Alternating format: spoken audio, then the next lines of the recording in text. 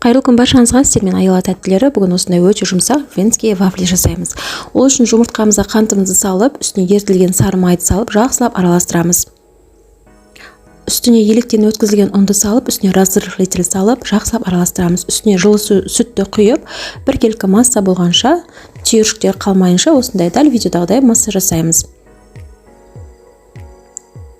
Дайын болған қамырымызды арнайы формасына салып, 5-10 минуттай пісіріп аламыз.